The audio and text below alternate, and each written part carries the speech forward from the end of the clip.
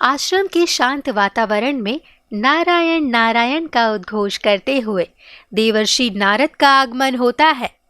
ऋषि विश्रवा किसी गहरी सोच में डूबे हुए टहल रहे हैं और उनके चेहरे पर चिंता की लकीरें साफ दिख रही है। वहीं कैकसी पास ही खड़ी उन्हें बड़े ध्यान से निहार रही है। प्रणाम देवर्षि, आपके चरणों की धूल से मेरा ये साधारण आश्रम धन्य हो गया। बताइए नारद जी, आज त्रिलोक की कौन सी विशेष सूचना लेकर आपका यहाँ शुभागमन हुआ है? हम आपकी किस प्रकार सेवा कर सकते हैं? नारायण नारायण। महर्षि, महादेव और माता पार्वती ने विश्वकर्मा द्वारा निर्मित स्वर्णमय लंका में गृह प्रवेश का निर्णय लिया है। उन्होंने आपके ही उस महान अनुष्ठान के मुख्य आचार्य के रूप में ससम्मान आमंत्रित किया है ताकि शुभ मंगल हो। सोने की लंका? मैंने सुना है कि वो नगरी वैभव और सौंदर्य में स्वर्ग को भी लज्जित करती है। हे ऋषिवर, ऐसे अलौकिक अवसर को मैं भला कैसे छोड़ सकती हूँ? मैं भी आपके साथ वहां अवश्य चलूंगी। मुझे भी उस अद्भुत जगह को देखना है। देवी, शिव की पूजा सादगी मांगती है, प्रदर्शन नहीं। तुम्हारा वहां जाना उचित नहीं। ऋषि मुनियों के बीच में आखिर जाकर तुम वहां क्या करोगी? क्यों स्वामी, क्या एक ब्राह्मण की पत्नी अपने पति के साथ यज्ञ में नहीं बैठ सकती? या आप डरते हैं कि मेरी दैत्य छाया आपके पुण्य को कम कर देगी? देवी, तर्क वितर्क में समय व्यर्थ न करें। महादेव तो करुणा के सागर हैं। उनकी इच्छा है कि आप दोनों ही इस उत्सव का साक्षी बने। आप भी चलिए, शुभ मुहूर्त निकला जा रहा है और शिव का कार्य विलंब नहीं भाता। जैसे ही वे लंका की सीमा में प्रवेश करते हैं, वहां की अटारियों और सोने की दीवारों की चमक देखकर सबकी आंखें चौंधिया जाती है। पूजा संपन्न होने के बाद शिव पार्वती रत्न जड़ित सिंहासन पर विराजमान होते हैं। आहा, ये नगरी तो साक्षात लक्ष्मी का स्वरूप जान पड़ती है। महर्षि विश्रवा, आपके द्वारा संपन्न कराए गए इस गृह प्रवेश पूजन से लंका की दिव्यता और बढ़ गई है। अब महादेव सुख समृद्धि के साथ यहाँ विराजमान रहेंगे। हे देवाधिदेव महादेव, हे जगत जननी पार्वती, आपकी आज्ञा से ये यज्ञ निर्विघ्न संपन्न हुआ। यद्यपि ये नगरी स्वर्ण की है, किंतु इसकी वास्तविक शोभा आपके चरणों की उपस्थिति से है। मेरा ब्राह्मण जीवन आज सफल और कृतार्थ हो गया है महादेव।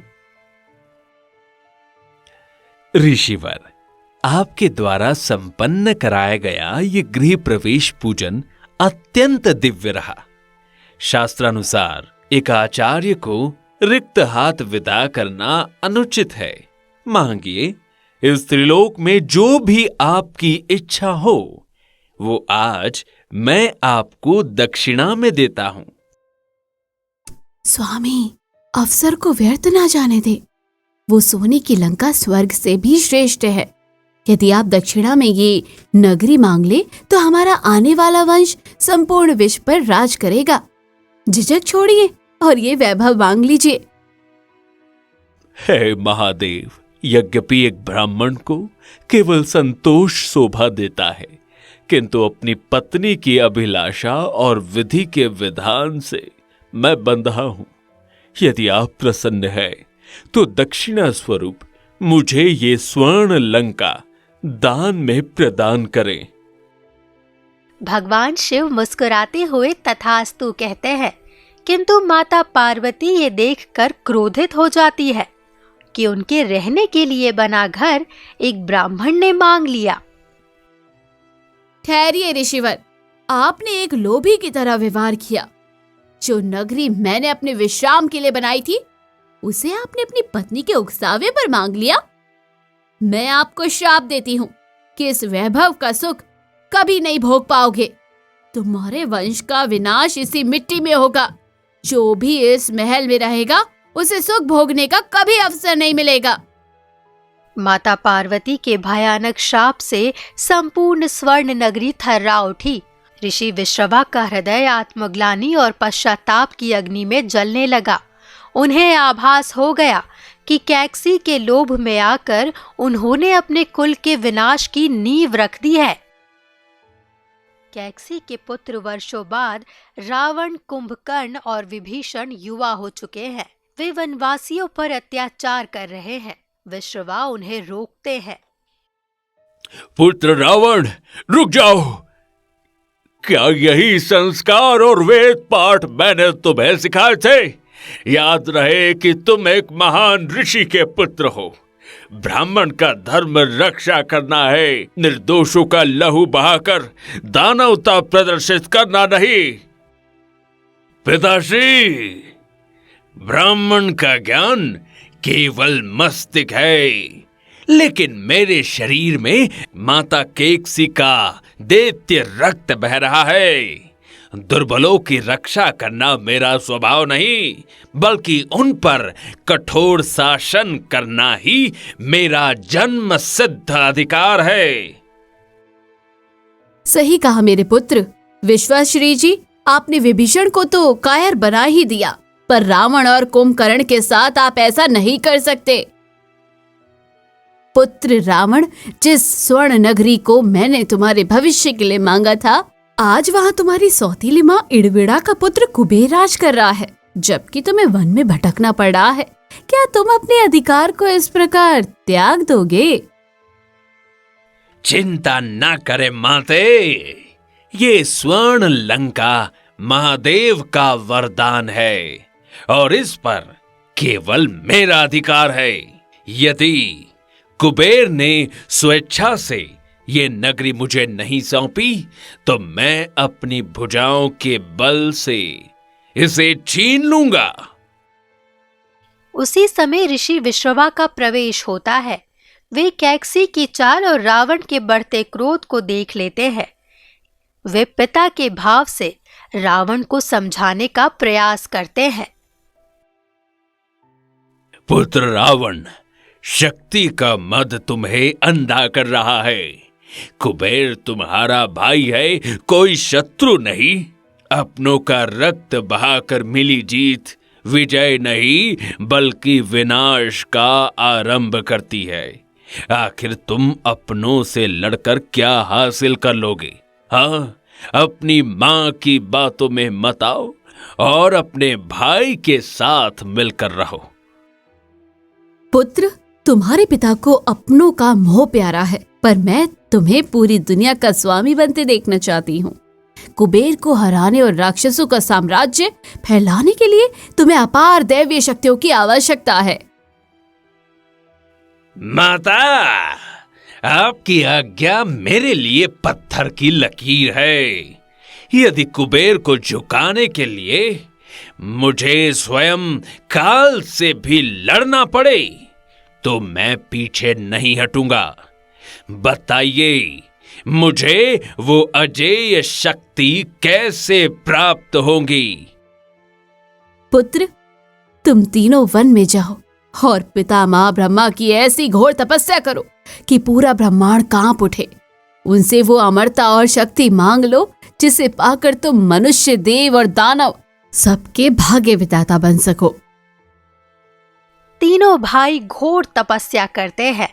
रावण ने एक एक करके अपने 9 सिर अग्नि में जला दिए। जब वो अपना आखिरी सिर काटने चला, तब स्वयं ब्रह्मा प्रकट हुए। उठो वत्स, तुम्हारी भक्ति और इस कठोर बलिदान ने मुझे विवश कर दिया है। आंखें खोलो और अपनी इच्छा बताओ। आज तुम जो भी मांगोगे वो तुम्हें अवश्य प्राप्त होगा। मांगो, क्या वरदान चाहते हो? हे पितामह, मुझे धन या शक्ति का मोह नहीं है। मेरी बस इतनी विनती है कि मेरा मन और बुद्धि सदा धर्म के मार्ग पर अड़िग रहे और मैं कभी सत्य का साथ न छोड़ूं। मुझे ऐसा आशीर्वाद दीजिए। प्रभु, मुझे अमरता का वरदान चाहिए। कोई देव, दानव, नाग या यक्ष मेरा वध न कर सके। मुझे इतनी शक्ति दें कि मैं 10 दिशाओं को जीतकर इस पूरे ब्रह्मांड पर अपना अधिकार स्थापित कर सकूं। तथास्तु, आज से तुम दशानन के नाम से जाने जाओगे। तुम्हारे कटे हुए सिर दोबारा जीवित हो उठेंगे। लेकिन याद रहे रावण, शक्ति का सही उपयोग ही व्यक्ति को महान और अमर बनाता है। हे विधाता, मुझे बस निंद्रासन चाहिए। मैं चाहता हूं कि मैं बस सोता रहूं और मुझे कोई परेशान न करे। मुझे संसार की किसी भी शक्ति या राज्य की कोई भूख नहीं है। ब्रह्मा के अंतर्ध्यान होते ही रावण कुंभकर्ण पर क्रोधित हो उठा, क्योंकि उसे एक महान योद्धा की जगह एक सोने वाला भाई मिल गया था। मूर्ख भाई, तूने ये क्या किया? हम तीनों लोगों पर राज करने की शक्ति मांग सकते थे, पर तूने केवल लंबी नींद मांगी। तूने अपनी मूर्खता से हमारी पूरी मेहनत पर पानी फेर दिया है। अब जो भी मांग लिया सो मांग लिया। वैसे भी मुझे युद्ध और राजनीति से अधिक शांति प्यारी है। फिलहाल मुझे बहुत गहरी नींद आ रही है। मुझे सोने के लिए कोई शांत स्थान चाहिए। शक्तियां पाकर रावण सबसे पहले स्वर्ण लंका पहुंचा। वो अपनी मां के अपमान का बदला लेना चाहता था और अपने सौतेले भाई कुबेर को वहां से निकालना चाहता था। कुबेर, ये लंका मेरे पिता की संपत्ति है और इस पर केवल मेरा हक है। या तो शांति से ये नगरी छोड़ दो, वरना तुम्हारी मौत इस महल की दीवारों पर अपना नाम लिख देगी। रावण, तुम मेरे छोटे भाई हो।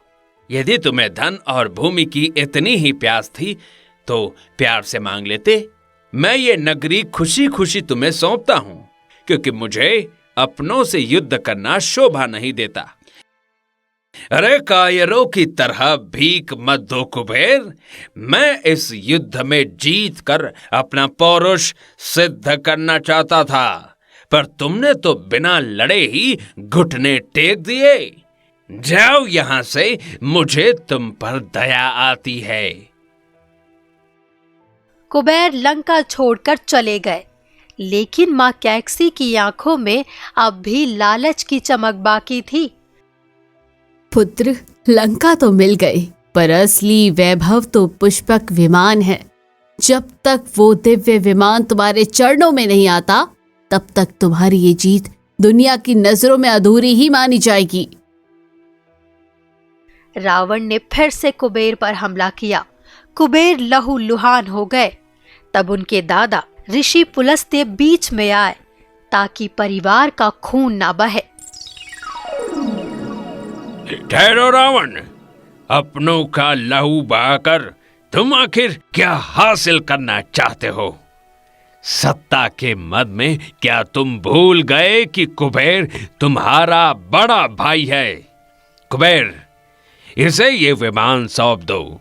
शायद इससे इसके लालच की भूख शांत हो जाए। पितामह, इसकी भूख कभी शांत नहीं होगी। ले जा रावण, ये विमान भी ले जा, पर याद रखना, अहंकार की उड़ान जितनी ऊंची होती है, उसका अंत उतना ही भयानक और दर्दनाक होता है। अरे पतन कमजोर का होता है कुबेर, मेरा नहीं। आज से तीनों लोक मेरे पैरों के नीचे होंगे मैं ही सबका भाग्य विधाता हूं और मैं ही एकमात्र ईश्वर हूं। जय लंकेश। स्वर्ण की लंका रावण की तो हो गई, लेकिन वो अपने साथ माता पार्वती का श्राप भी ले आई। रावण ने महल तो जीत लिया, पर अपनों का प्रेम और अपना चरित्र हार गया।